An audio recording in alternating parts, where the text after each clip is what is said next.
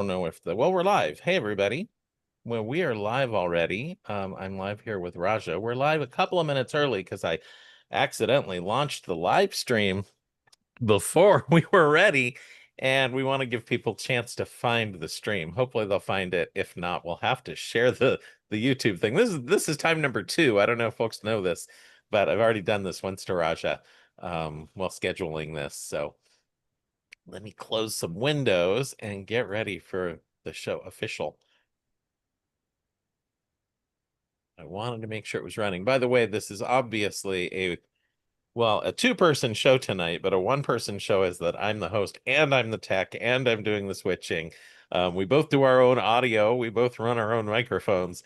So just bear with us. This is an old school, astronomy show where we're just sharing stuff live over Zoom. As the show progresses over time, I'll probably do a little bit more and more, and we'll be able to have some fun with that. And I should remember my camera is over here tonight. It's not up on the top of my screen, so looking forward works great. Well, let's see here. What time do we have? We still have a couple of minutes away. I'm going to look at the YouTube channel itself and see what it is doing.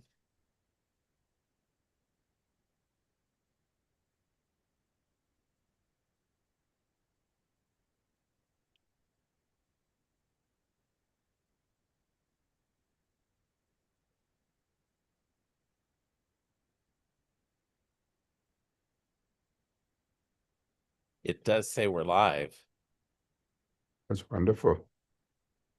And there we are. Indeed, it looks good. You look good, Raja. So we're here, folks. We're live. And we have one person watching. Hi, maybe it's my dad. We'll see. Hopefully everybody found the stream. I said use the same settings. So hopefully it used the same settings and you could find us and everything was fine. If not, yeah, we have 2 people watching now. Thank you for joining us, folks. Again, my apologies for messing up the other stream. I think you may have found that original one that started with me being confused and tech issues. This is what happens when an astronomer is also your producer and director in the booth. But we'll get started here officially in just a couple of minutes, so hang with us.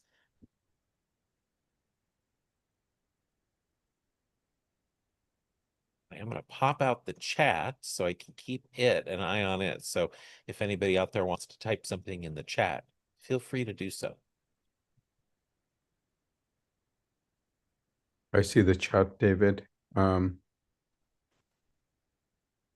Raja, feel free if you want. Would you like me to share the stream, the stream for this, and do you want to repost it just in case it changed?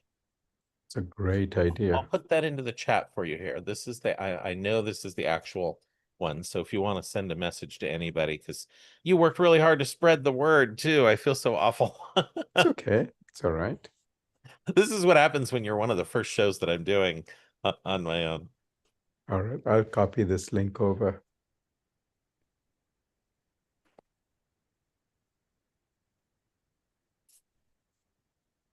Well, welcome everybody. It is 8 o'clock and I'm going to get started here in just a minute. The stream started 3 minutes ago.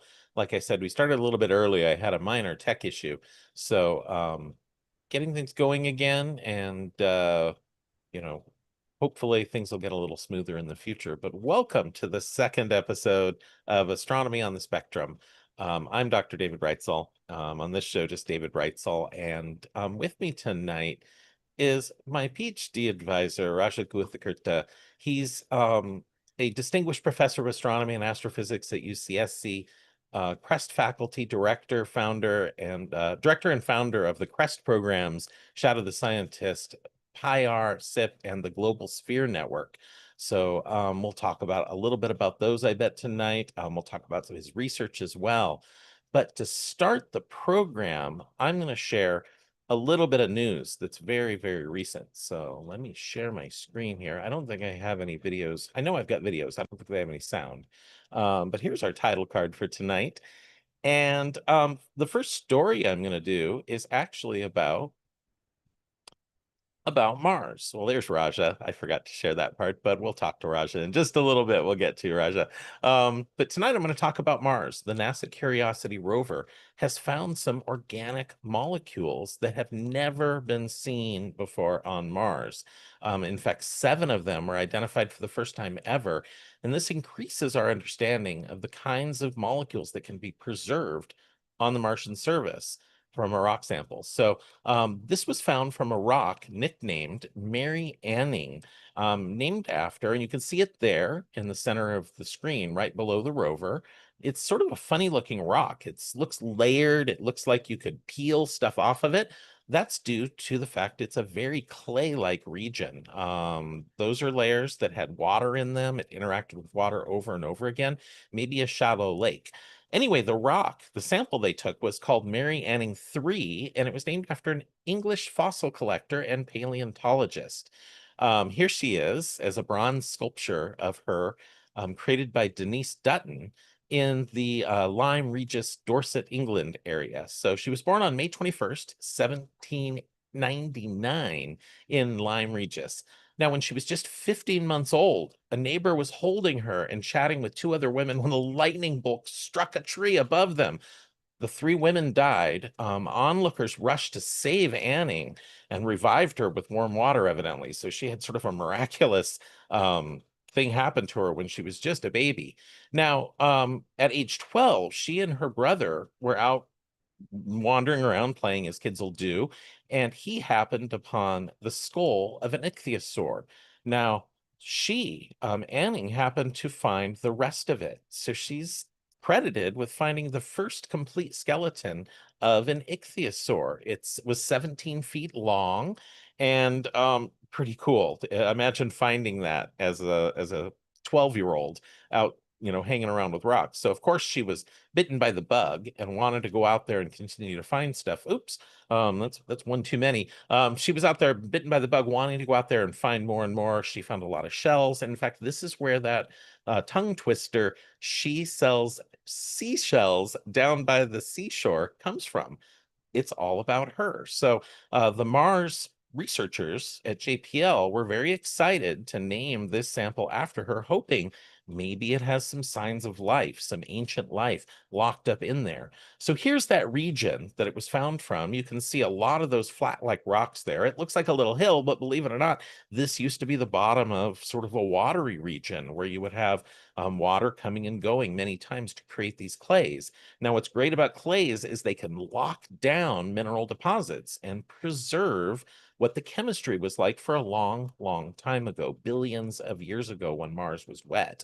Now, the sample Mary Anning 3, they sampled it and they did some very interesting chemistry with it. They took a drill sample, they passed it into a little chemistry unit, and they used one of 2 capsules that are built into Curiosity. There's the little hole up close. They used just one of 2 of the capsules of the SAM TMAH experiment. It actually has some chemicals in it that break down bigger organic chains, bigger molecules into things that could be sampled and measured. So here's the paper that came out in Nature Communications: Diverse Organic Molecules on Mars Revealed by the First SAM TMA Experiment, is how I assume it's said. Now, they only had 2 of these, so they thought, let's use it on this amazing sample from this rock.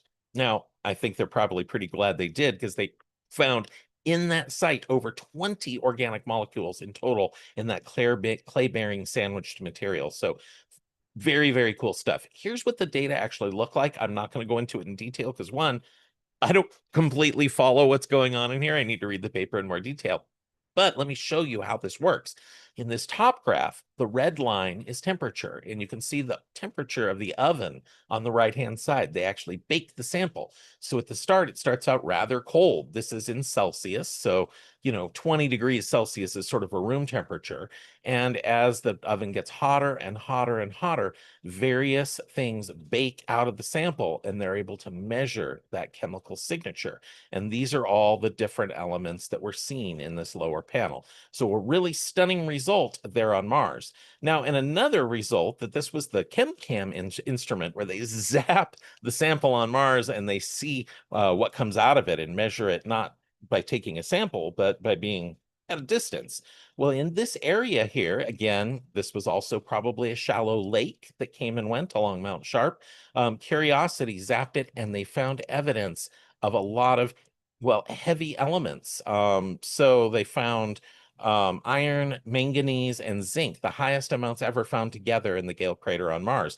Now, what's important about those is those are used by life here on Earth. If you have heavy elements like that in a pond and you've got some warmth, well, bacteria here on Earth will eat those. They'll create energy out of them. So Mars, again, had these elements that could have formed life, these molecules that were found by the first study I talked about. And now here, there were heavy metals there if life formed for them to be able to live. So once again, Mars is showing itself to be remarkably well suited for life if it formed. We still don't know. These elements could have been formed other ways.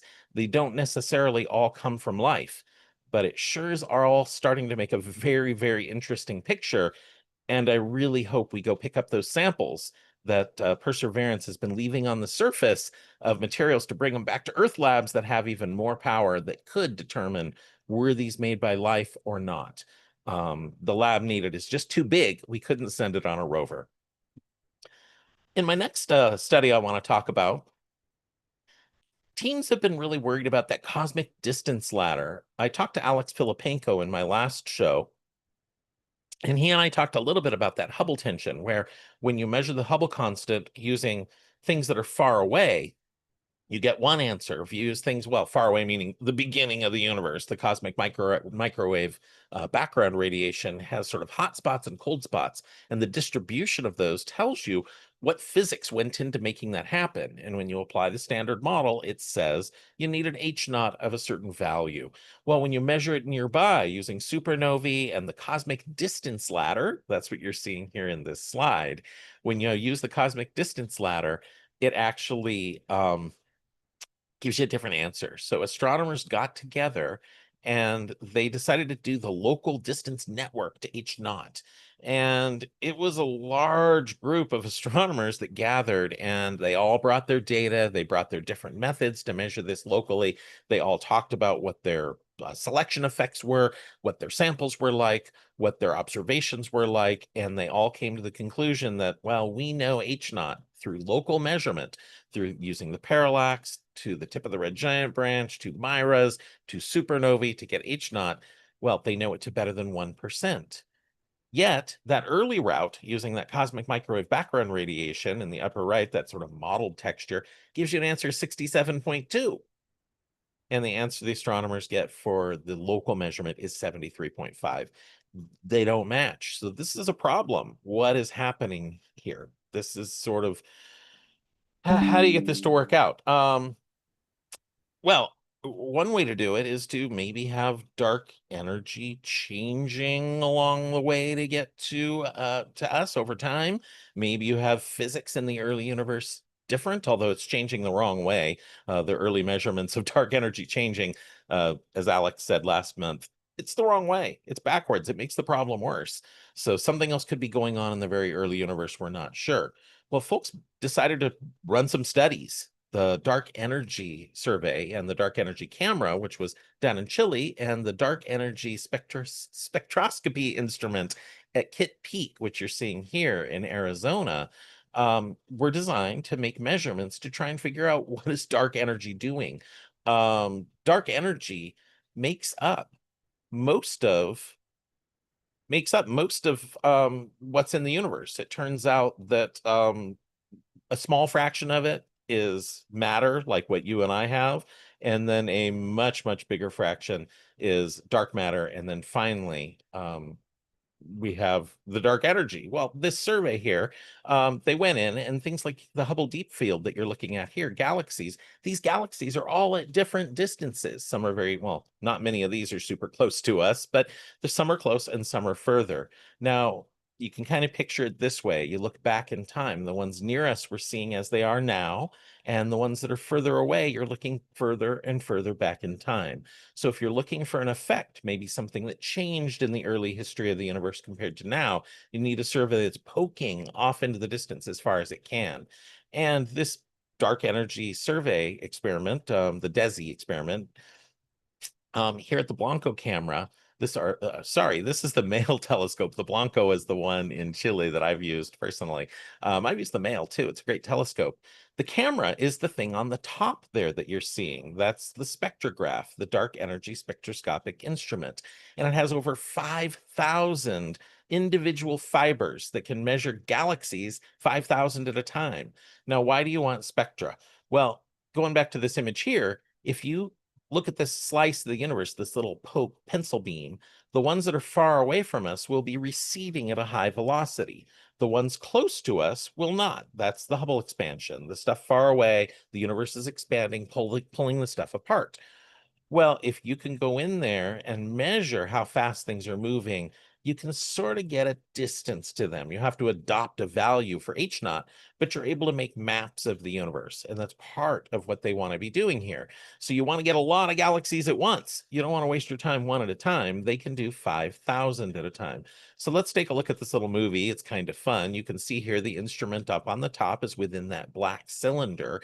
The light comes down from the top, hits the mirror that's in the lower bottom part here. It's a 4-meter mirror, goes back up into the instrument, and they arrange to have these little fibers fall on top of galaxies.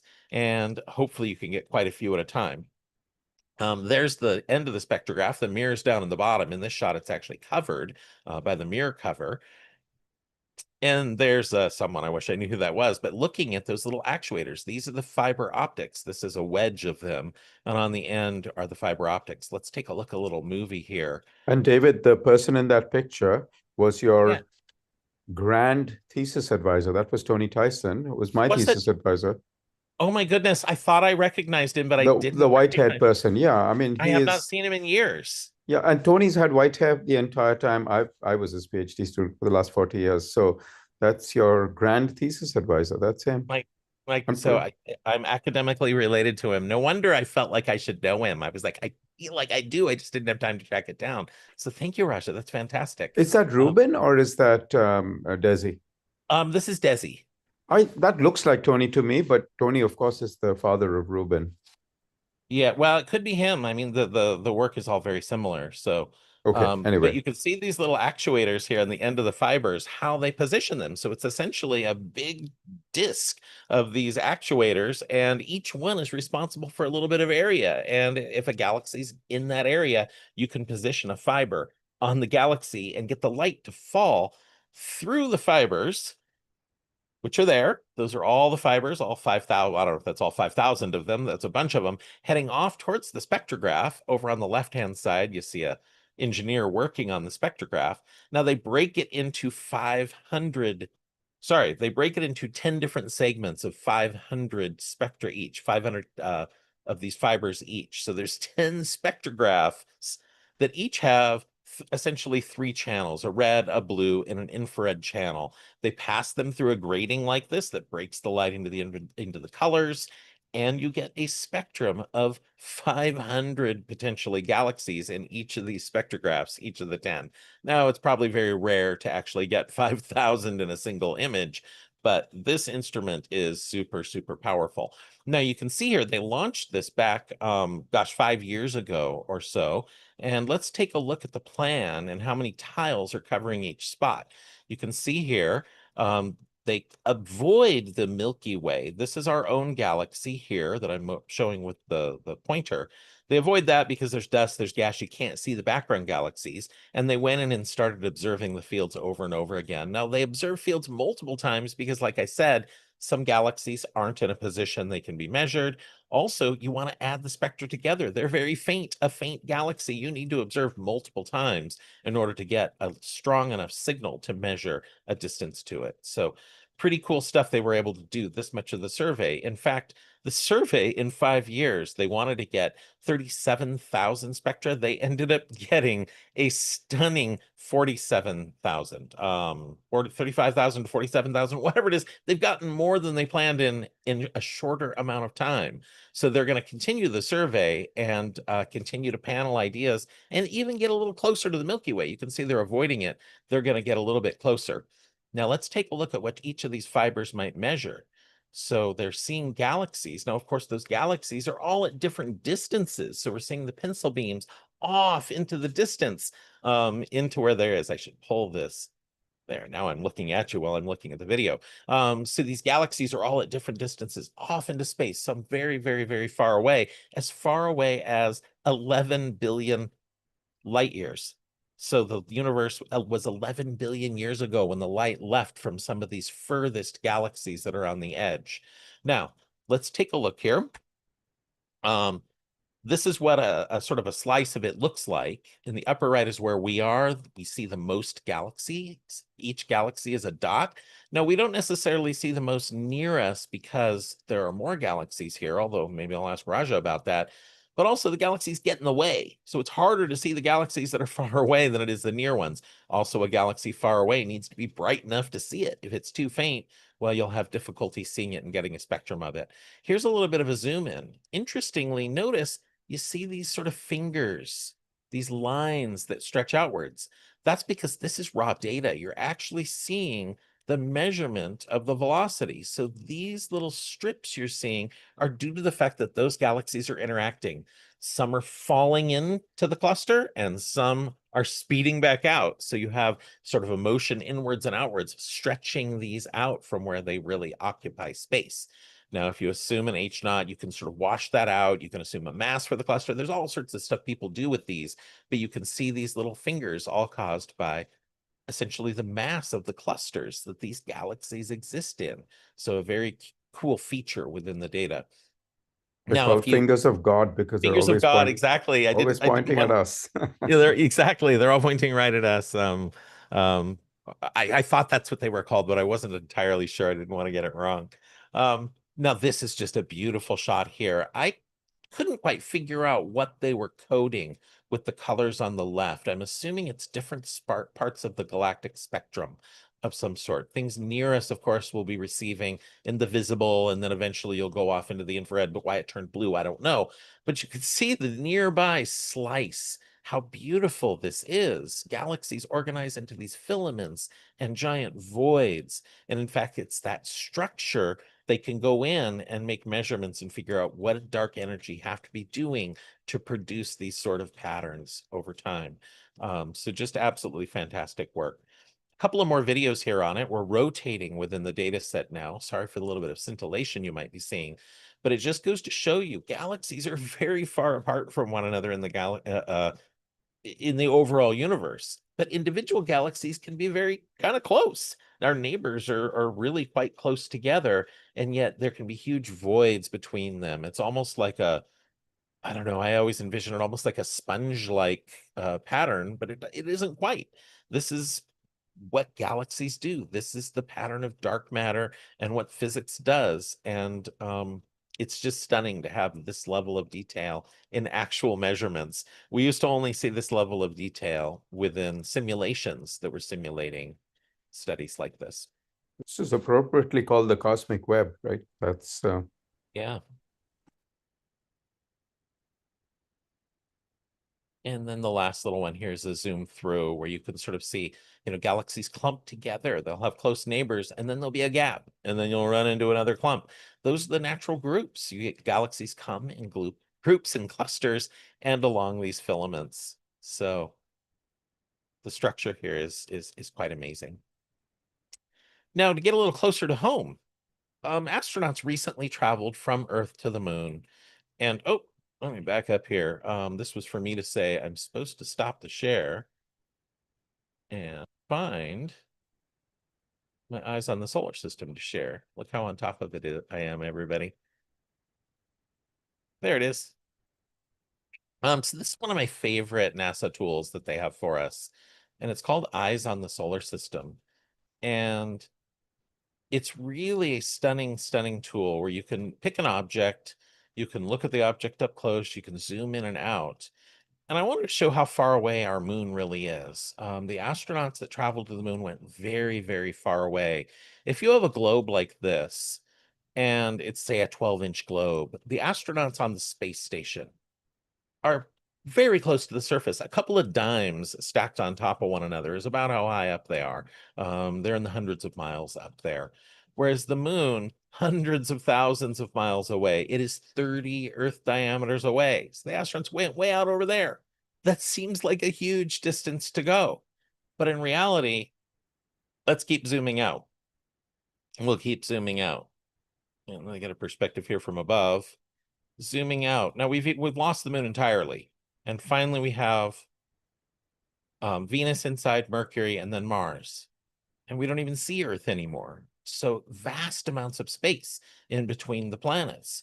The moon is very close to us. So getting to Mars is going to be much harder. It's going to take a much longer time.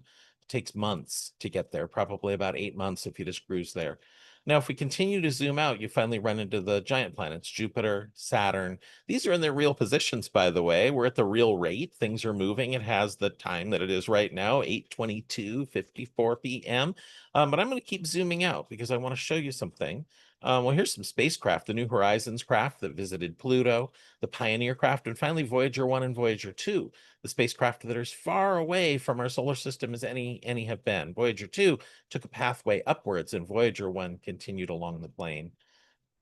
So as we zoom out, finally we're in the realm of the stars. And I'm going to change apps here. Let's jump over to here. This is one that I discovered called 100,000 Stars, the stars.chromeexperiments.com. And I don't know what the pulsations are, but this is a map of the local stellar neighborhood. And you can see here the sun is in the center, and the closest star to the sun is Proxima Centauri. It's over here. And it's a little over 3 light years away. It's pretty far away. It's going to take a long time to get there. So again, stars are really very, very far apart from one another. And you can see our Oort cloud there, but then Proxima Centauri. Now let's keep zooming out, and you can see some of them are labeled here. Most of these are quite faint. Sirius, very bright star in the sky, happens to be there, but most of these you don't even know the names of. They're so faint. They don't appear in the night sky to be visible to the naked eye. You need a telescope to see many of these. But let's keep zooming out, zooming out, zooming out. Lots of stars. This is kind of what the galaxy looks like. Stars are separated. Now we run out of the 100,000 stars here. So let me see if I still have up and see if it's running this next amazing tool that I wanted to show off. That's really all I'm doing here, folks, is showing off some of the tools that map that you can play with. You can download these, you can go to these sites and sort of see what the map of the stars are like, what our galaxy is like. This tool, you have to download and install. This is an app. And this comes from Gaia. And the things you can see, we can turn on things like, oh, let's turn on the Milky Way. Let's turn on galaxies. Let's turn on nebulae. And then the stars are floating in front of that. So over here, there's Orion, but there's Sirius floating around in front of it. Now that's not where it belongs. It belongs over here somewhere. So stars really are 3D in the universe.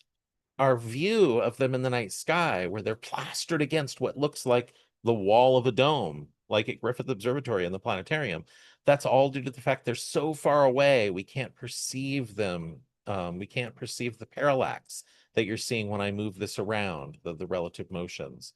But I want to zoom out here a little bit in this data, and you start to just lose all the stars. And this Gaia mission is simply incredible to be able to move around in here.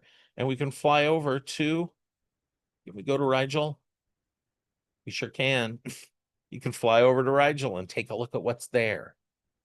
So some kind of crazy things you can do with these apps and look around. And of course, the Gaia survey was a spacecraft the Europeans sent into space. It mapped and took spectra of so many stars in the sky, measured their motions. You can do amazing work with these. In fact, stop the share here. There was a study that we'll talk about a little bit later that used that Gaia data. But let me go back to sharing my PowerPoint here. We are. The local galactic group. This is what I want to talk with Raja about, in fact. And we'll get there, but I want to introduce the idea. The Milky Way galaxy that we live in has galaxies around it, has a lot of little dwarf galaxies, and then there's a large galaxy, Andromeda, that's about 3 million light years away, give or take.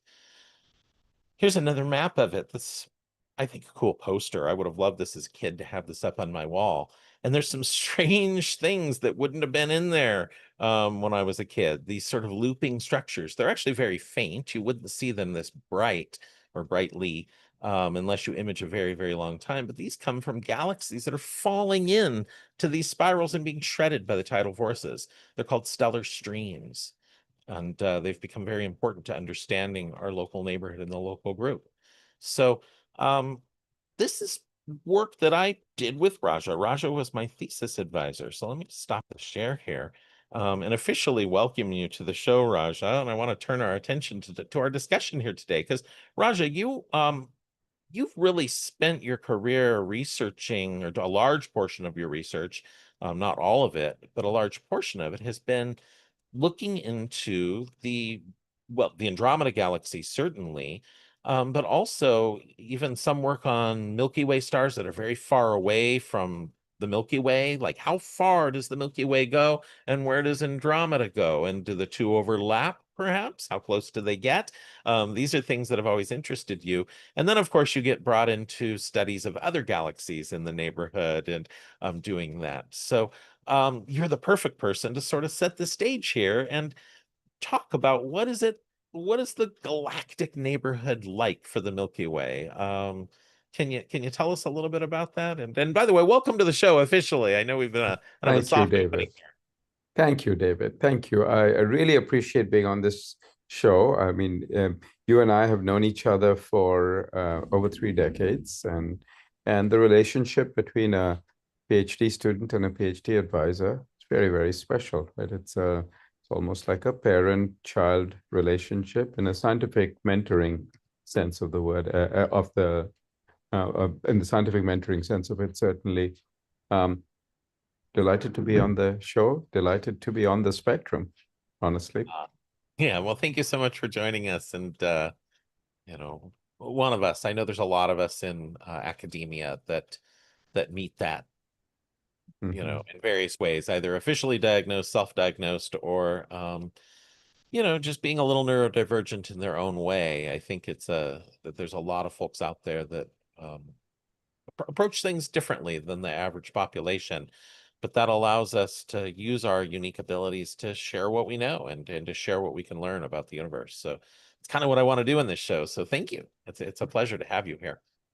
Yeah, I appreciate your putting a light on something that's been a taboo subject for many, many years. And I love a play on words. So on the spectrum is certainly I use spectra to study stars. So that's great. All good.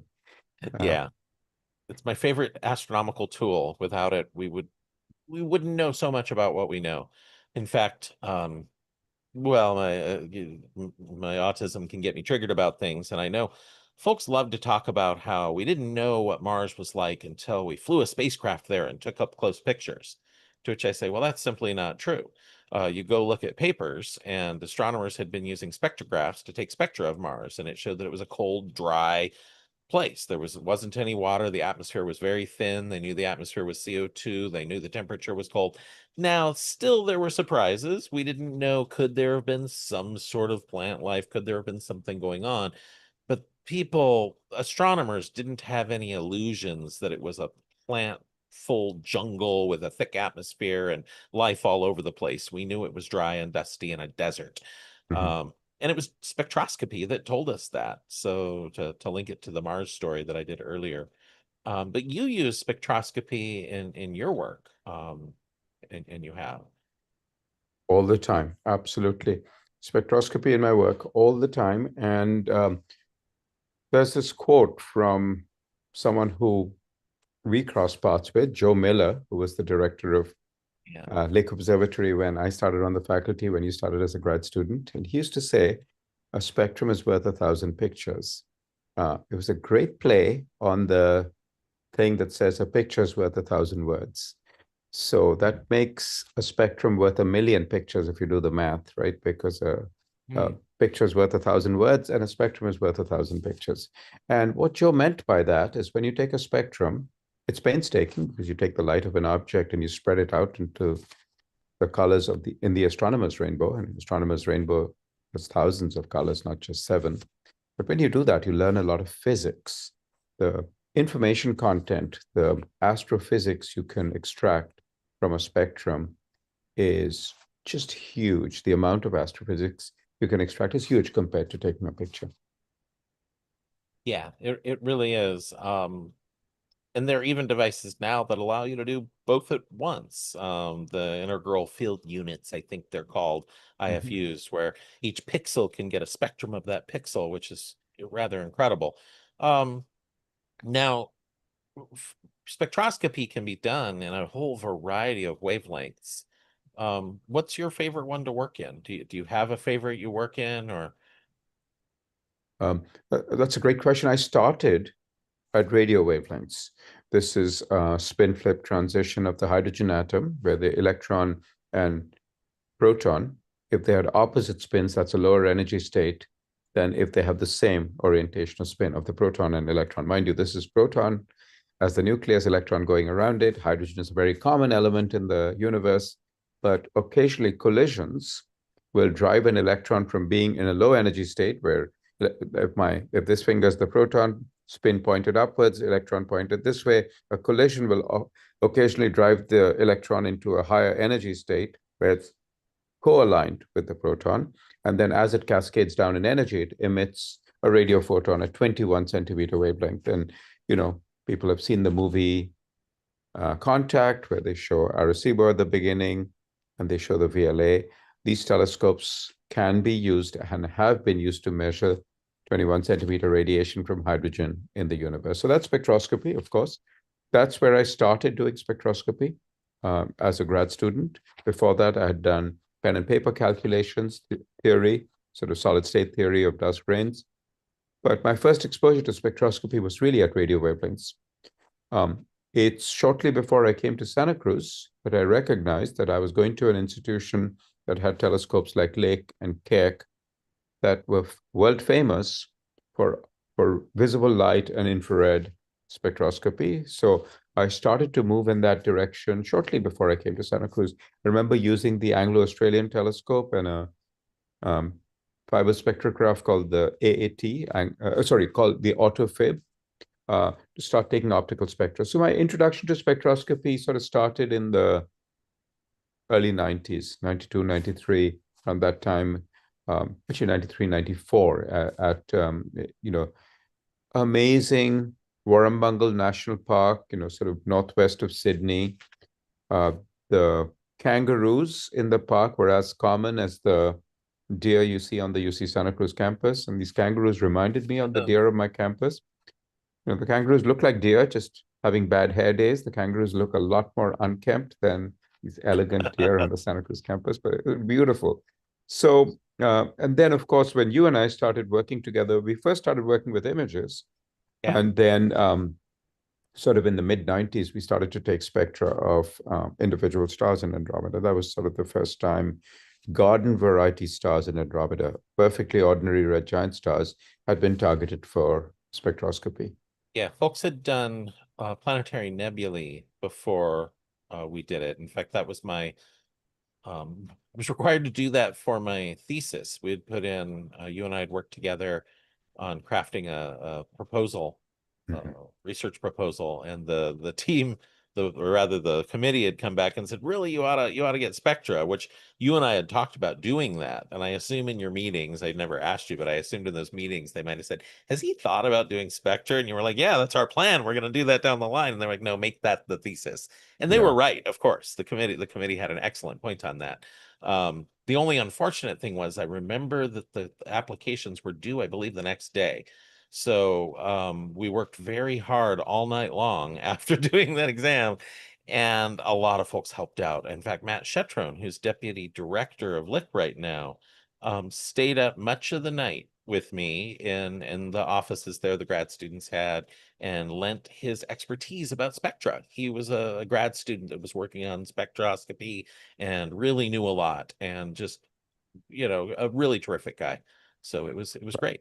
And his thesis advisor is one of these pioneers of spectroscopy, Bob Kraft. Yeah. Matthew was his student. David, my memory matches yours exactly. I felt very bad for you. You had stayed up multiple nights preparing for your thesis topic defense, only for the committee to tell you, stay up one more night to write a proposal for the Keck telescope. I Yeah. remember that very well. I stayed up that night with you, and we worked on that proposal. And something extremely nostalgic happened to me the other day. I was using Keck, and one of the telescope operators said, "Did you know that this is your 30th anniversary of your first night on the Keck telescope?" I said, "I didn't know that." And he said, "Wait, I'll go one better." And he shared with me the proposal you're talking about that you wrote the night after your thesis topic defense. He shared, like, it's a scan. You can see the rusty paperclip impression of that on the scan on page one.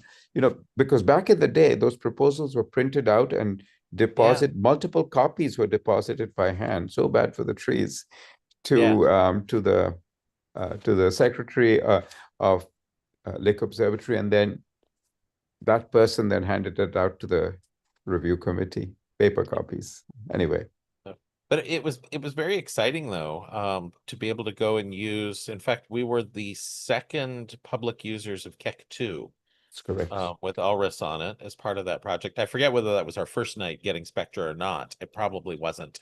I think we were on Keck 1 maybe once or twice, and then on Keck 2, but I don't fully remember. Might have been Keck 2 our first night.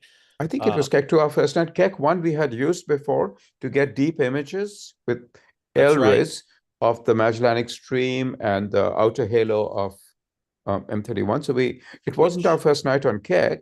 That was fall 95, was when we did the imaging with LRIS of the Magellanic Stream and the that, that outskirts of that M31. was when we tried to convince Doug Lynn, who did theory That's right. primarily. That's right.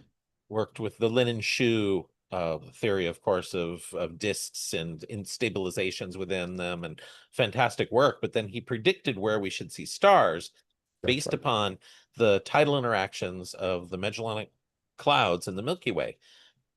Well, we went and he figured maybe they're in the same places that the gas is, based upon models, based upon what he thought it should be.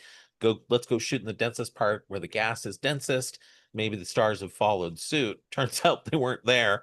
That's right. In fact, That's I right. don't think folks have found any Magellanic stream stars, have we? Not associated with the knots that we looked in. There is certainly an intra-cloud region where the two clouds have interacted with each Yeah. other and they pulled stars out, but no clear stellar stream detection, as you say.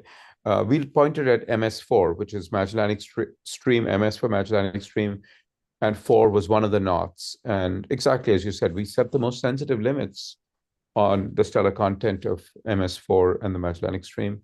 Now, I remember that. And then it was actually October 2nd of 1996. That was the second night of Keck 2 operation. Hmm. I think it was Lee Armus who had night one. We had nights 2 and 3. We had 2 nights on the telescope. And David, what I distinctly remember was there was a mechanical voice that would come over saying, ACS is not working. The active control system is not Yeah, working.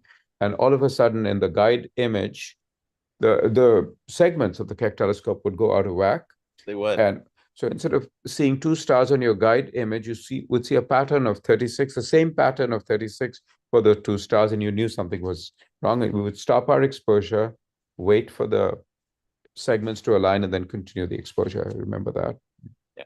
My memory on it is that you were calculating mask alignment shifts and rotations by hand. That's right. They didn't have the software for us to go in. And what I'm talking That's about, correct. folks, is when you want to go and get spectra of individual stars in M31, they're mixed in with galaxies in the background, foreground stars from the Milky Way that are too bright to be in Andromeda, so we don't want to get those. So we put a piece of metal in between the image and the spectrograph. And then wherever there's a star that we want to get a spectrum on, we cut a little hole, a little slit, essentially. You actually want to get a little sky above the star and a little sky above below the star, because you want to subtract that out. The Earth's sky actually can glow. It can have absorption features, so you want to get rid of that. Mhm. Um, So anyway, we have to make these masks. Well, the mask needs to be aligned perfectly. So we put boxes in it and we put brighter stars in those boxes. So you take an image and you hope those stars are in those boxes, and then you can calculate the minor rotation or translation you need to get it all aligned. Now, the prescribed thing to do is you make a fix, you take another image, and then maybe you make a small adjustment if you need to, and then most people take a final image. Well, the automatic software wasn't there. I'm making measurements and I'm feeding you numbers, and you're doing these hand calculations, and you said, 3 pixels left, or move this much, and a rotation of, 0.9 degrees, or very small rotation, apply it. And then you said, should we just expose? And I went, are you serious? It was the second one. The first one already had him in there, and you went, yeah, that was a small correction. You were so confident that you knew that correction was so small anyway that it was just a fine adjustment for things on the edges. And sure enough, stars in the slits, everything was just fine. It was a beautiful observation we got. But your ability to make those calculations on the fly is the sort of things astronomers take for granted. Most people can't do that. This is years of geometry being drilled into you as a high school student in India. I have to say, Okay. that was the thing that made it happen. The thing that almost didn't make it happen was the fact that we were sleep deprived, we were oxygen deprived at 14,000 feet, Yeah. and we were jet lagged from having flown from That California. and that first run, I had a horrible head cold that I didn't admit to because I wasn't going to miss the first observing run on. Actually, no, it wasn't that one. It was the first run we did on Keck 1 where we were Right. up on the summit. And it was a Mm-hmm. different run. We were doing other work. But I remember having a head cold, and Christine was with us. That's right, And she Christine. actually, I know the lack of oxygen affected her a little bit. And then I Mm-hmm. got super worried. I was like, I have a head cold and maybe I shouldn't be here. And I was like, I'm here now. Oh, well. And it was fine. It was fine. They have a lot of precautions. It was probably a dumb thing to do. I probably wouldn't do it today at my age. But back when you're a, graduate student and you just want to be up there, it's so exciting to be up on the summit. Um, so we get the spectra of that, and then we've got to reduce that data. And boy, I remember it was not easy. Elris did what was called flexing. So the spectra wouldn't all perfectly line up. And it was a lot of effort to reduce that data. Kids these days, boy, they have it easy. I want to say that. Right. But the tools that are available today, how have they changed compared to back then? What are people using now? So people are generally using Python-based software, which wasn't around when we were doing this. Mhm. And mind you, not only was it a long time ago that we were doing this experiment, but these were the early days of Keck, literally, as you said, night two of Keck 2 operations. So the vetting, calibration, characterization of the instrument characteristics was in its early days. We were sort of, it felt like the Wild West. We were sort of pioneering. We were learning about the instrument at the same time as learning about the universe, right? Because instrumental characteristics have to be removed before you can really get to the astrophysics. Atmospheric, like you said, sky subtraction, atmospheric uh, signatures as well as instrumental signatures have to be removed. So I do remember that being a huge factor, that the instruments and the software to control the instrument, the software to reduce the data, those were all in their early days. Those have improved tremendously. Python-based code now does a much better job of all of those things. Setting up as and carrying out the experiment, even the controlling of the exposures and take multiple exposures now with a single command. Back then, you had to really keep track of things. When one finished, you immediately had to start the second, and then data reduction. So preparation for the observations, carrying out the observations, and data reduction are in um, much better flow in terms of Yeah, yeah, they really interest. are. I mean, even just getting the data back to the mainland, we used to have to write it onto exabyte tapes. So you'd finish your observing run, you'd have a flight maybe at 3 o'clock in the afternoon, and it's 7 in the morning, and you and I often would run over to the McDonald's, as our tradition would be, to go get a spam breakfast, or what as they have in Hawaii. Um, and then come back, and the exabytes would still be being written. We'd set them to write before we'd get breakfast, come back, and they'd be finishing an hour or two later with all the data on them. But that was nerve-wracking. It was always a worry of what if they go bad, and they Yeah. keep the data there at CAC. You can get it sent to you, but it Mhm. wasn't as easy as today that I'm sure most people are moving it over the net. It's just Exactly. Not only are they moving it over the net, the data are in the cloud, the computational tools are in the cloud. So there's no moving to the astronomer's home computer at all these days. So, okay. Wow, that's kind of amazing.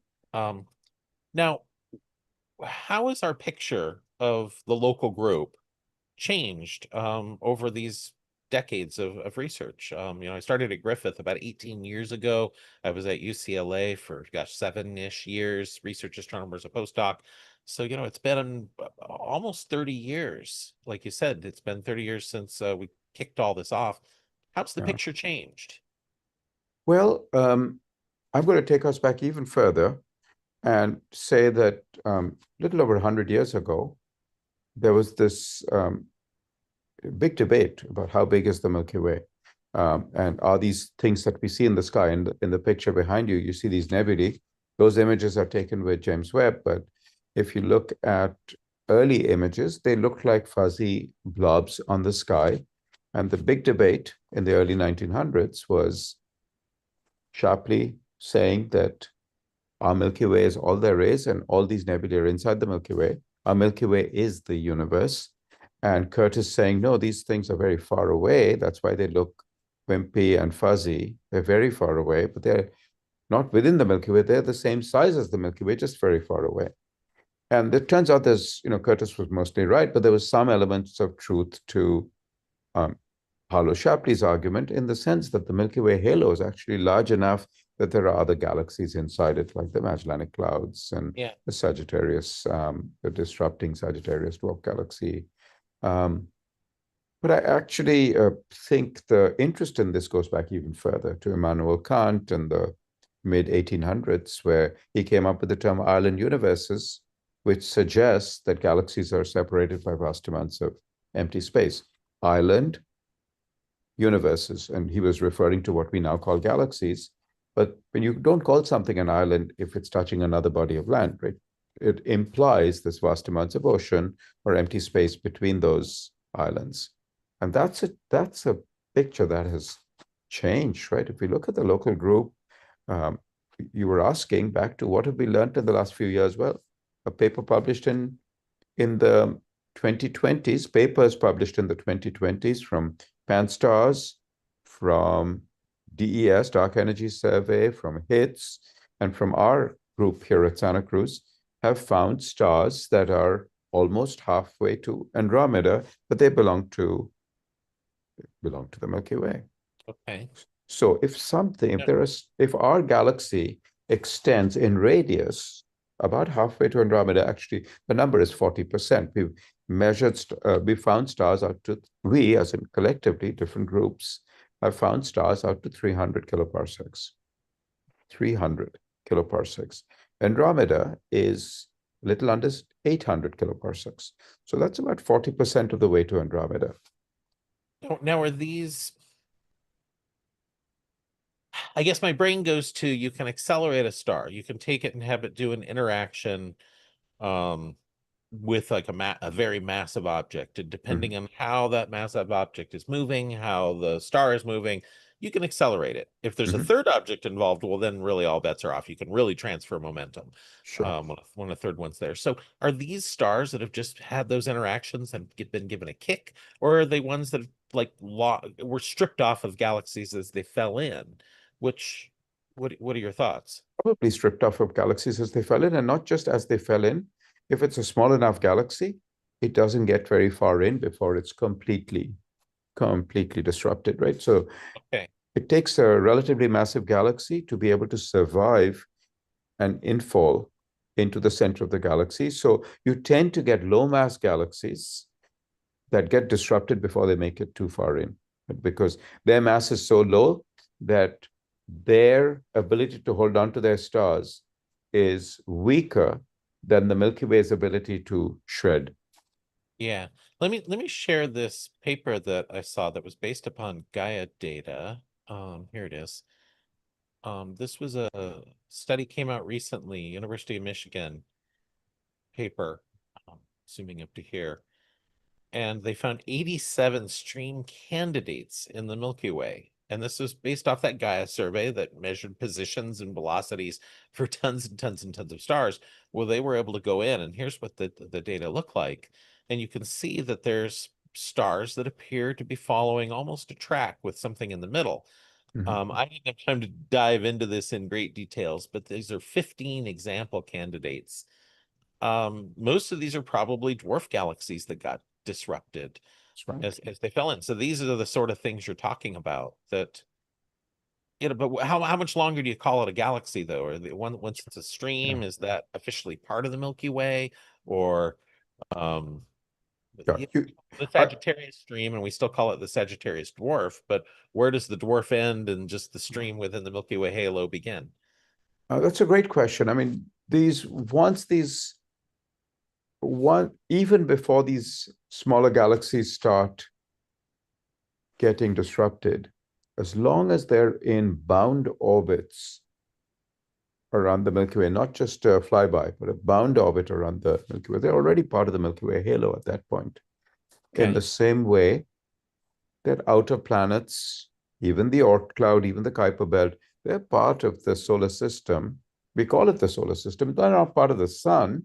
They're part of the sun's gravitational influence. And Okay. you know, Well, what about Andromeda then? Where it's coming at us, yeah, we're within the same bigger future dark matter well. I don't know if we know whether our dark that's matter right. edges have blended, but maybe.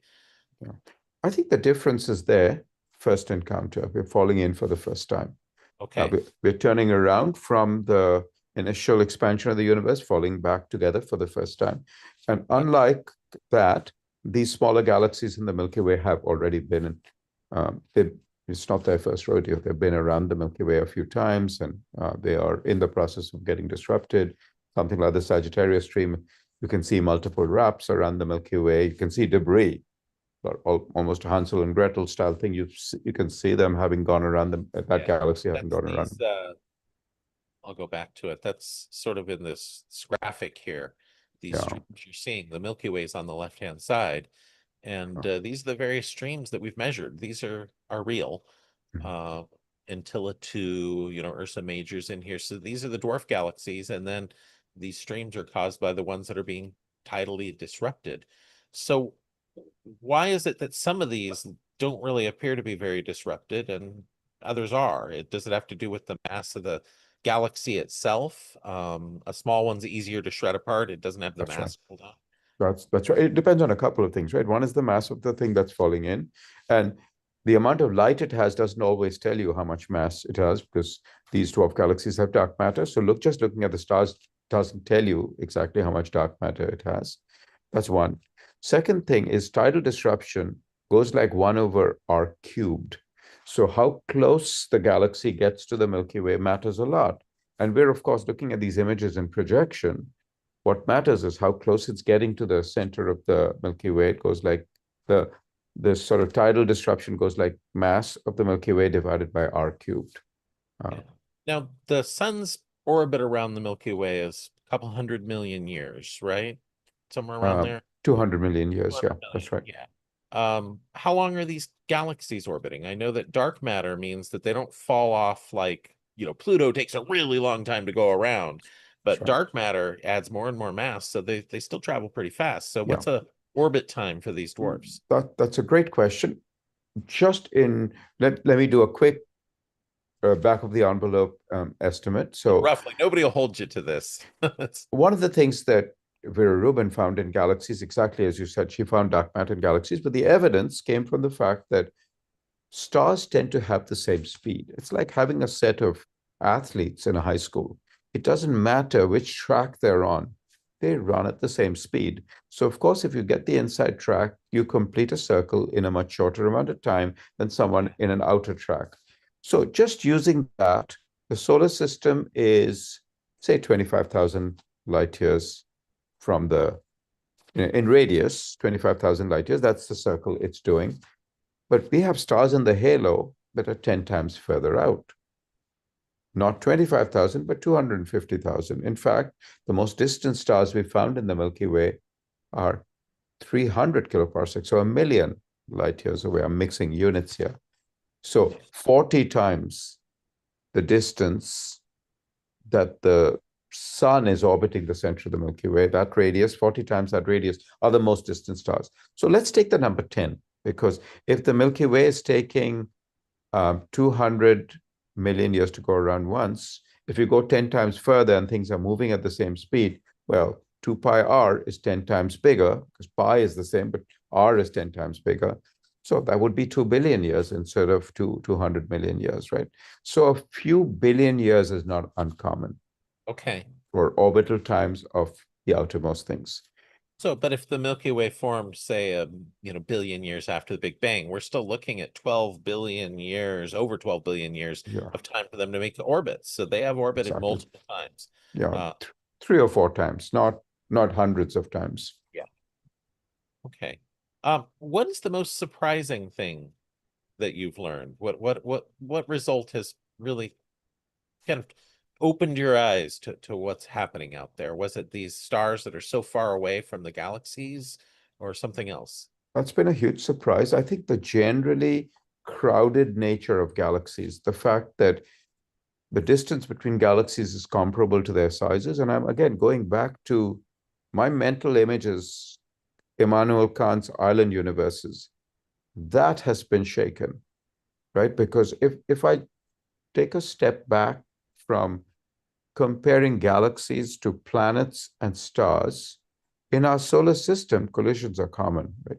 Things have hit the moon's surface. Just looking at Artemis images of the moon tells you that collisions are common on sort of um, planetary scales, asteroid scales. People worry about asteroids hitting the Earth. Things have struck the Earth The astronauts were seeing impacts happen in real time. They in were real seeing impact time. flashes. So And we know that there have been impacts on the Earth. So looking at sort of rock scale things and planet scale things, cosmic collisions are very, very common. And looking at the surface of the moon is a tremendous reminder that collisions were very, very common in the solar system's past. Stars, by contrast, hardly ever collide, right?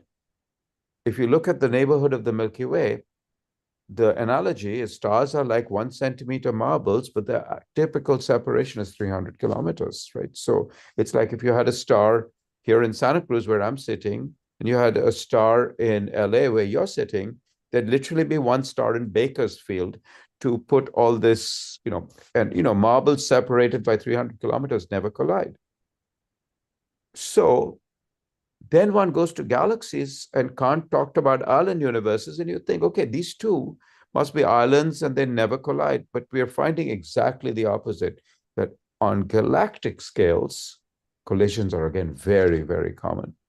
And we've learned that in many ways. You see such distortion in galaxies through tidal interaction with other galaxies, and studies like ours, where we've found the extent of Andromeda, found the extent of the Milky Way, and found that they are comparable to the distances between galaxies. So galaxies overlap. So I'm trying to put that into context. No, so solar system, lots of collisions. Stars, no collisions or hardly any. But galaxies, lots of collisions again.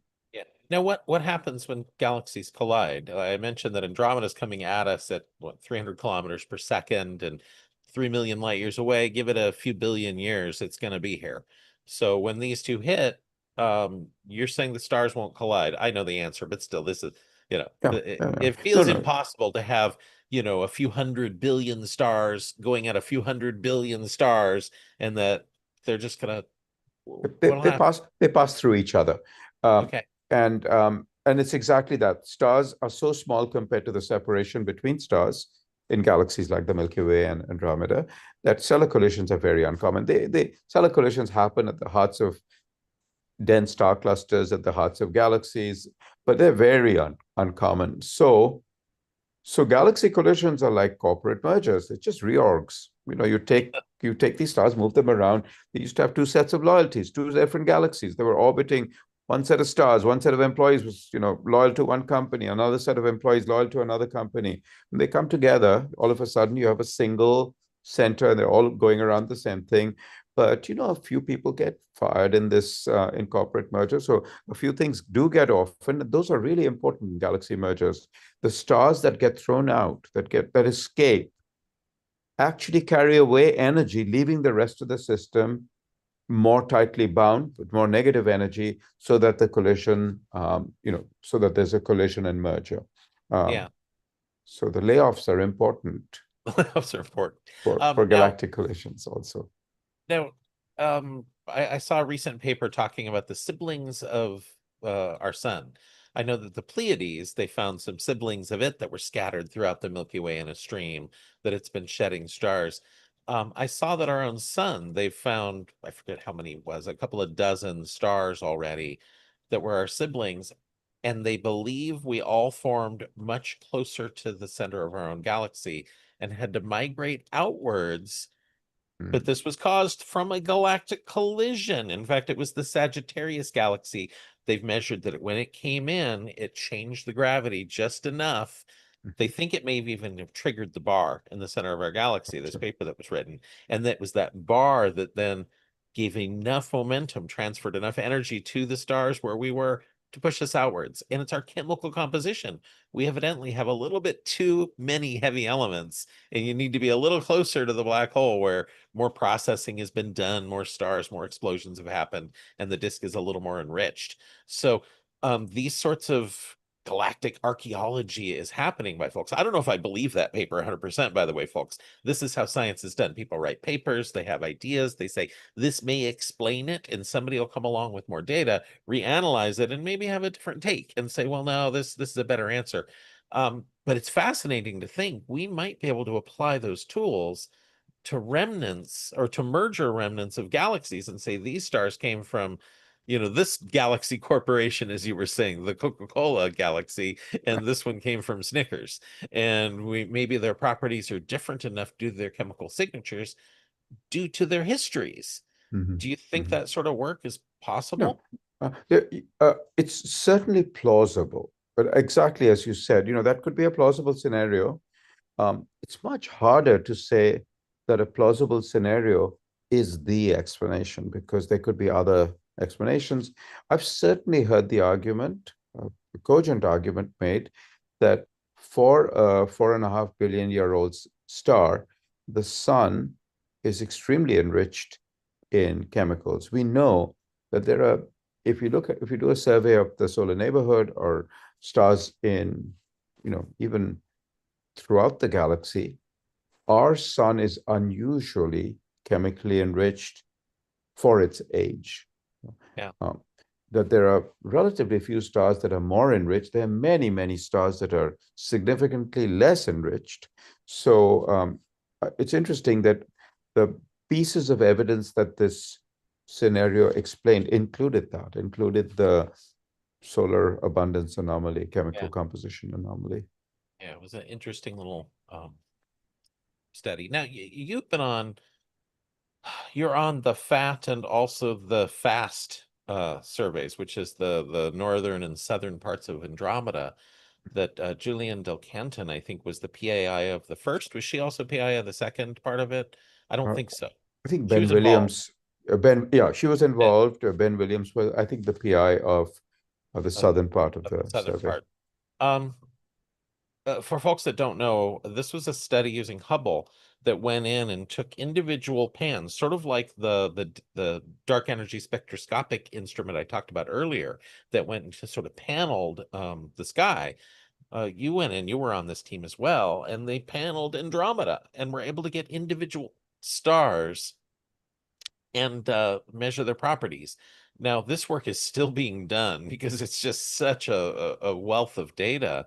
Mhm. But are folks starting to piece together star formation histories for different parts of the Andromeda disk?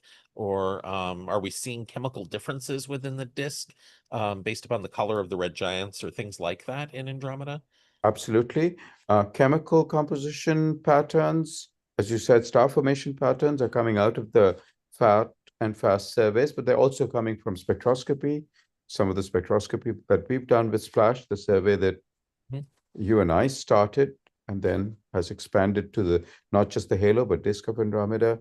And David, at any point, I know we may be out of time, but I do have slides that I can show you. Oh, sure. Yeah, go ahead. If you want, love to show some slides. We don't have an official out time, so folks, I Okay, know we set an hour for this, but yeah, why don't you share some slides with folks? Feel I free will to share. share just a few. Yeah, let's take a look. That show the Andromeda galaxy and this tiling pattern that you talked about. I I there are I have a few slides that I can pull up real Huh. quick, and just I'll Yeah, take a absolutely. Please do. It's I don't know. I think yeah we could talk for a very long time about these subjects, and it would just be fascinating for me to hear the latest um, news. yeah. Let me give me just a Yeah, moment, please. While so in fact, no problem I at all. will yeah. I'm just going to pull up a particular image that I was sharing with. There we go. I'll share my screen if that's okay. Yeah, And absolutely. this is a particular slide that I'd like to share. Oh, I'll need you to give me permission to share, please. Oh, let's see here. If you make me co-host, for example, I think it'll let Yeah. me.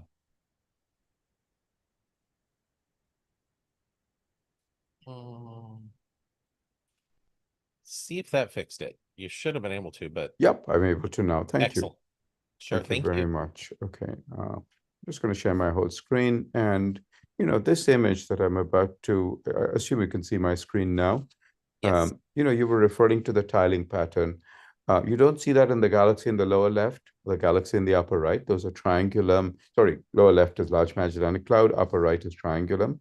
But Andromeda, which is this diagonal, crispy shaped thing, you can really see the tiling pattern along the edge, the scalloped edge. Every one of those squares is a single tile. And then it took literally thousands to map out the galaxy.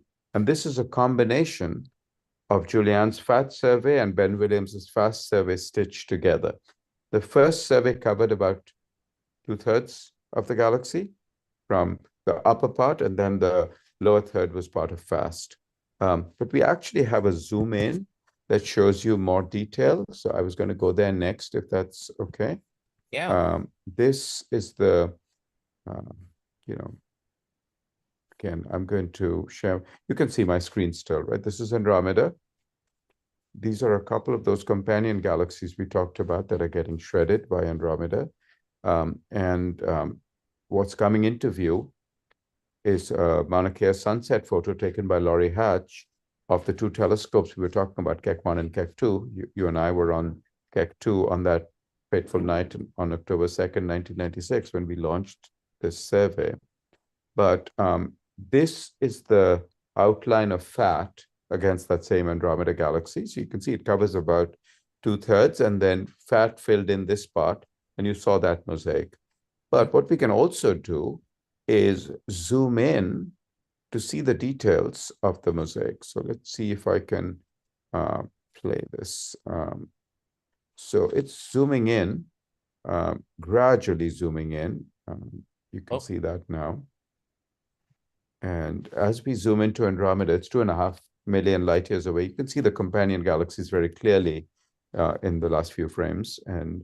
But as you zoom in, you can actually see the detail that Hubble sees. But as you can see individual stars, you can see that they have different colors, that they have different chemical composition, different surface temperatures, different clustering. You have groups of stars, and then you have regions that are relatively empty. You can see dark clouds that are areas where dust is blocking the light of stars. This is really spectacular. yeah. And Um, those red dots are the evolved stars. Those are red giants. they are Um, red giants. In some cases, they are reddened by dust and they look red, okay. not because of the astrophysics of the star, but because of the astrophysics of the intervening material. In the same way that Okay. after a wildfire, on a cloudy or on a dusty sunset, during a dusty sunset, the sun looks very red. Right. And enough enough bands or enough filters were used to be able to piece that together to measure the reddening in each of these. That's right. That's right. This survey was done, the FAT survey was done in 6 filters, 2 ultraviolet filters, 2 visible light, and 2 infrared.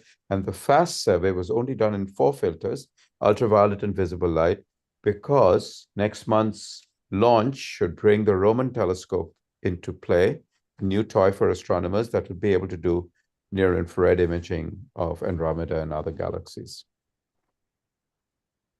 Okay. That's right. That's launching. In fact, I saw the news that it was finally completed. Check everything, all the checks have been passed, and we're good to go. Came in under budget, I believe, that telescope. So, Amazing, folks amazing. out there that want to, worry about such things, the NASA budget shouldn't be cut. The president proposed again to make a cut to it. So, get out there and say some things, write some letters, talk to your Congress people, and protect the budget. We need it. Well, that's some amazing work. Those individual stars in Andromeda, like we talked about, and the work that we can do by studying a galaxy from the external perspective. The Milky Way, we're within it. So it's like being in a forest and trying to really study it. You can do it. You get the closest view. You can get the closest details. But when you can see a study off on a forest off on a distant hill, you can actually do some very detailed work about the distribution of trees, which kind of trees like which area of the hill, where the cold weather might be affecting the leaves or things like that. And in the galaxy, we get that sort of picture. Um, are there other galaxies that are within reach to get that sort of detail on individual stars?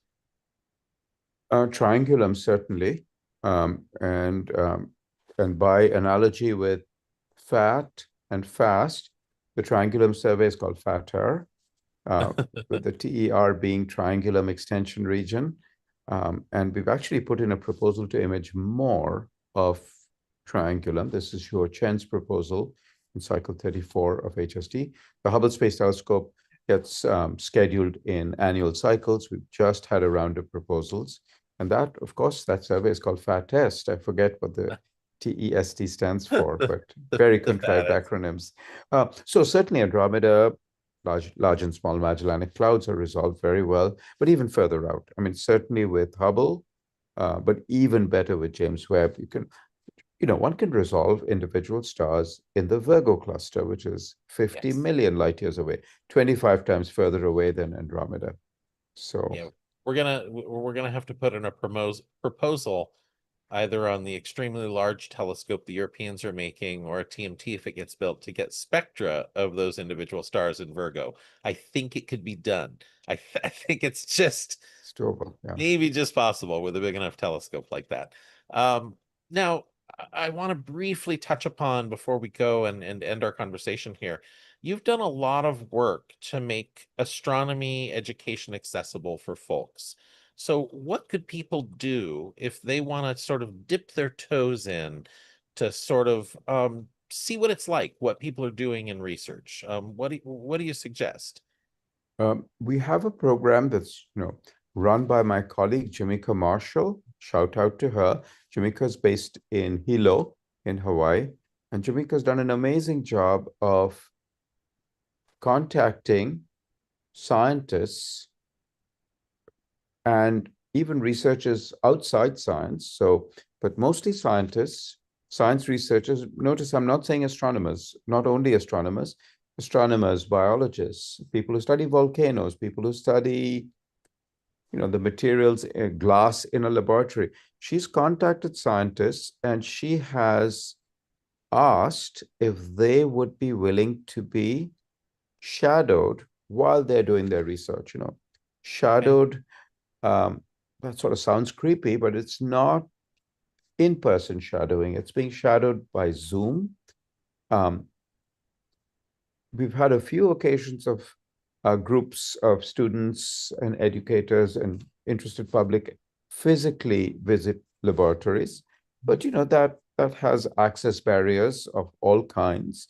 So Zoom but real time and interaction between the participants on one hand and the group of scientists whose work is being showcased in real time has been something that Jamaica has developed. It started as a silver lining of the pandemic because Zoom became very popular and people were even scientific collaborations, use of telescopes, all of that was happening online. People were sitting at home, pajama mode observing. They didn't have to get into their street clothes to use telescopes elsewhere in the world. So that's how Shadow the Scientist started. And we now have sessions, thanks to Jamaica's efforts, sessions that are on the order of one a week, one Yeah, to two a week, actually. So yeah, it's 50 pretty to 75. extraordinary.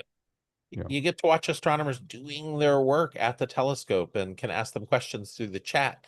So folks, if you want to see this, Google Shadow the Scientists and you can sign up to get invited to come to some of these sessions.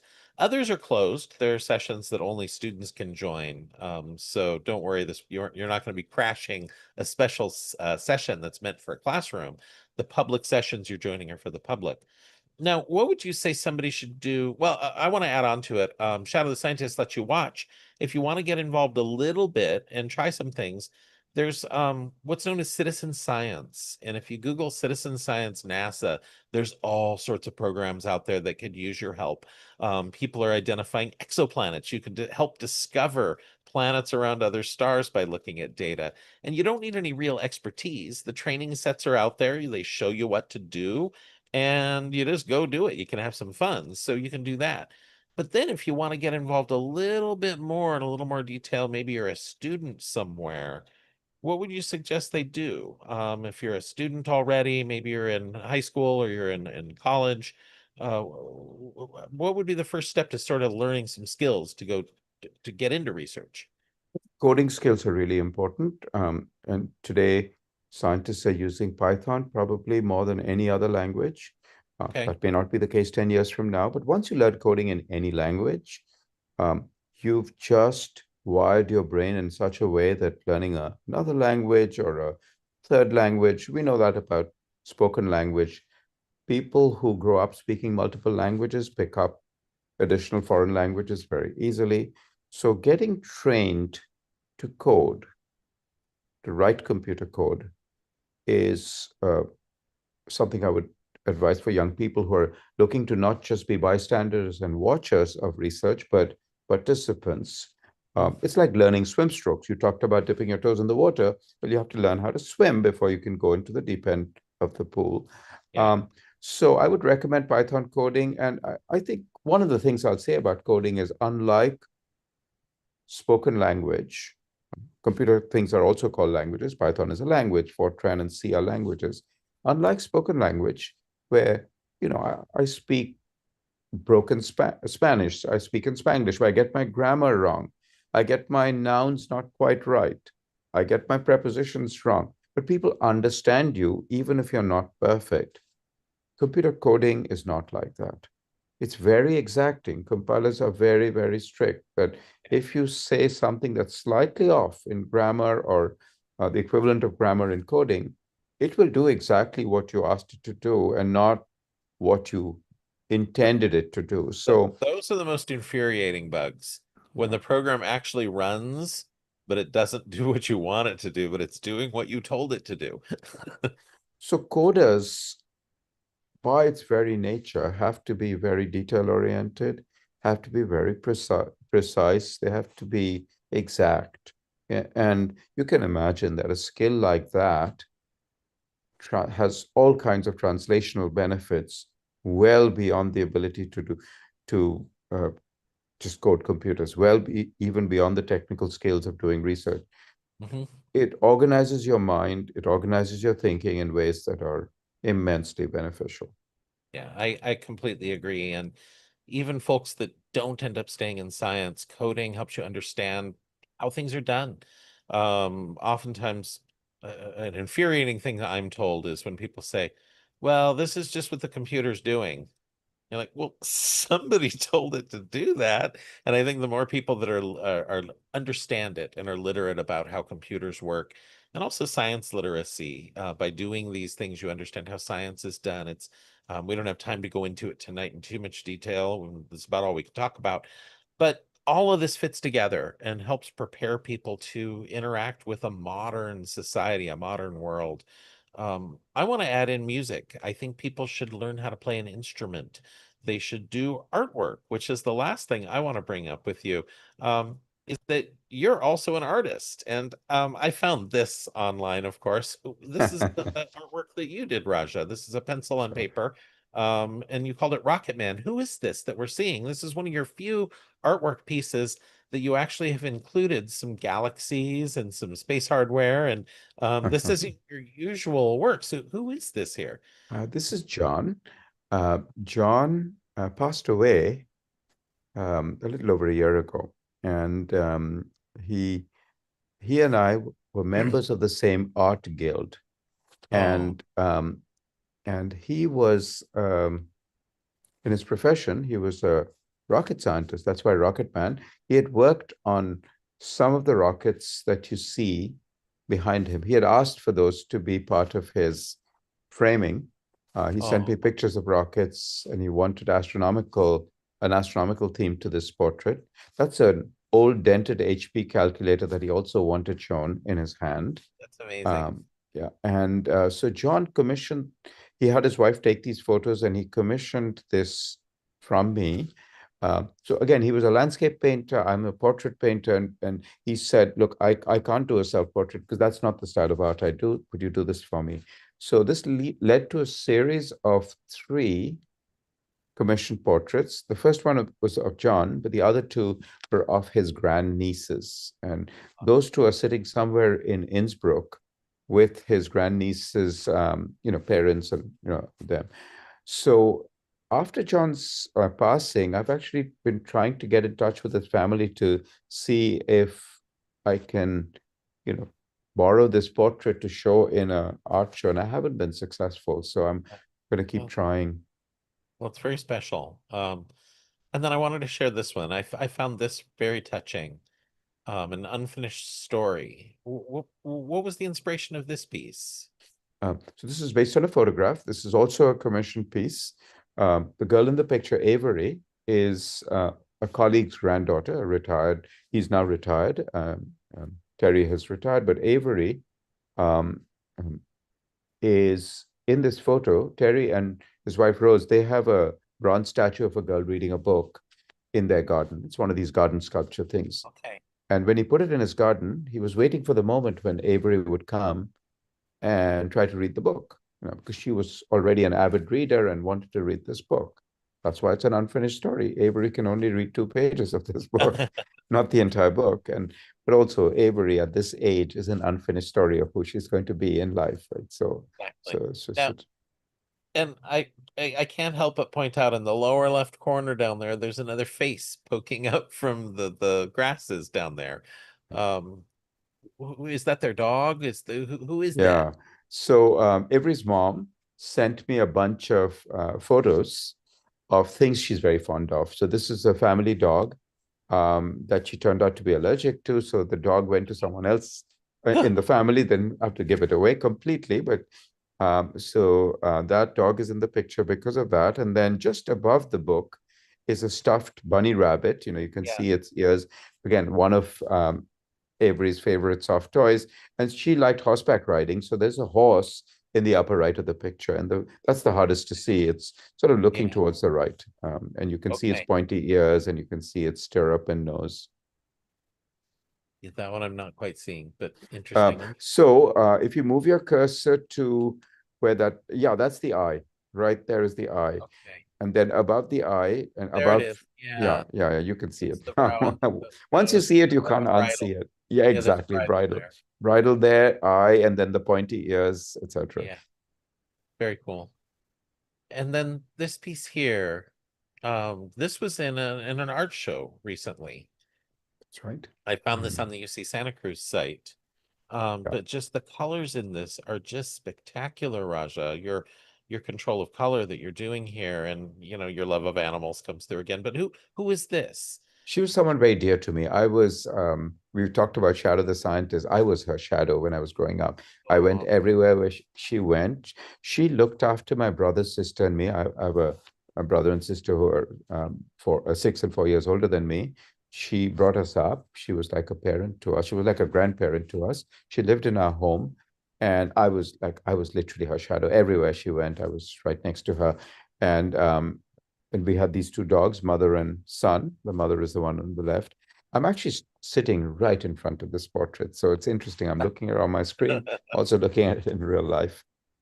So she was a deeply meaningful person to me. And so there are many stories of my childhood in the ants and the broken plaster and the little plant in the windowsill and even the bridge and patch of green in the distance. There are stories interwoven into this oil painting. This is an oil on canvas painting, the number 21. Each little bit, a letter, every little bit, every word has some reference to a childhood incident, positive things often, occasionally a negative thing, but all kinds of childhood memories. An opportunity to learn, perhaps. And then this is just beautiful, of course. Who My are we seeing here? my wife and daughter, Yes. and hopefully you can guess which is which. Yeah. So, so this is poetic for me for a different reason, So, um, because I have a busy life being a professor and an educator and all those things, I had taken a 25-year gap from oil painting. I'd painted in oils as a teenager, and when I was starting to date my wife, uh, date the woman who was going to become my wife ultimately. When I was dating Mila, one of the uh, I was in my early oil painting days, and I did a portrait of her. It didn't come out too well. It was a live sitting, so she sat for uh, multiple times, and had to control the light, and detailed portraits like this are difficult to do uh, with a live subject. Um, so it didn't come out well, and maybe because of that, I sort of said, let me take a break from oil painting. That turned into a 25-year break. And when we had Tara, and she was, that's our daughter, when she was a few years old, I said, let me try my hand again at oil painting. So Mila bookends my 25-year gap in oil painting. The early one just is her, and the other bookend has a little child on her shoulder. And I took this photograph in 2002 in our garden in Los Gatos, and the colors in the background are really meant to be flowers, out of focus flowers in the trees. And in the photograph, Mila's actually looking at me. But when you paint, you can move the eyeballs ever so slightly to make the moment look more candid, so that she's not looking at the camera in the painting. So that was something fun I got to experiment with. Very, very cool. Well, just beautiful work that you do. And artwork, science, art and science are more closely related than I think people realize. The creativity that goes into science and the attention to detail that goes into good artwork. Those are both aspects of the opposites. The creativity of art. Often people think art is creative. Well, to come up with proposals, to come up with how do we use the tools of science to pull apart these mysteries and to answer the questions um, is artful in its own way. So art and science go together. Music is another part of that. I think it's been shown that music can affect our brains. Did you play an instrument growing up? Is that something you ever did? No, I never have actually. I had Never musical did. talent Okay. around me. My brother played the harmonica, and I had friends who I still have, friends who are extremely talented musicians and singers. And my father was a very good singer, but not me. Supposed to, but not you. Interesting. But you were with the artwork. I know you've been doing that since you were a youth. So Yeah, that creative aspect. Um, well, fascinating stuff, Raja. Well, we should probably end tonight. We've only gone, only a half hour long. It's just like the other show I do at Griffith, where I often will plan an hour long show and we'll go an hour and a half. But this has just been too much fun. Thank you so much for joining us, and I hope folks out there enjoy the program. The few folks that were with us live tonight, thank you for joining us. Those that are watching it later, be sure to like and subscribe to the show. I could use all the help I can get to get this out there. And Next month, I'll have another guest. I don't know who. As always, I like to say this show tonight was brought to you by EV Squeegee. And EV Squeegee is a company that makes squeegees for electric vehicles. In fact, it's my company. I'm being shameless right now, promoting my own thing I created.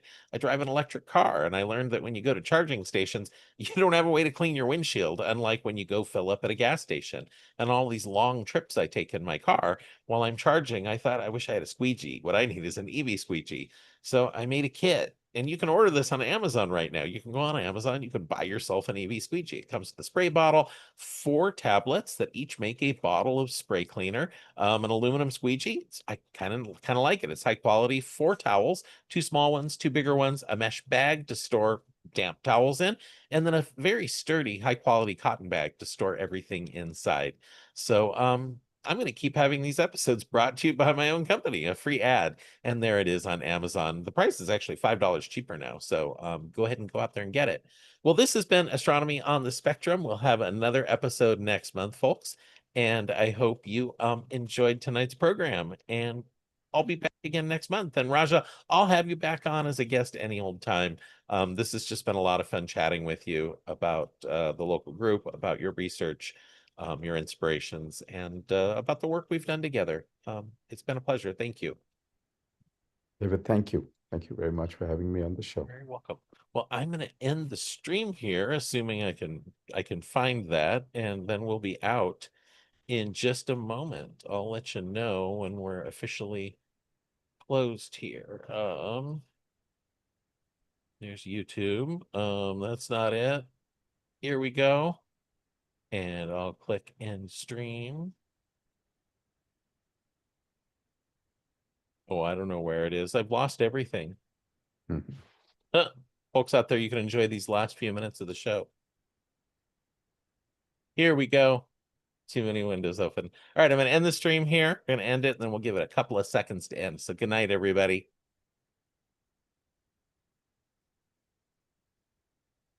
And David, I see it's still recording.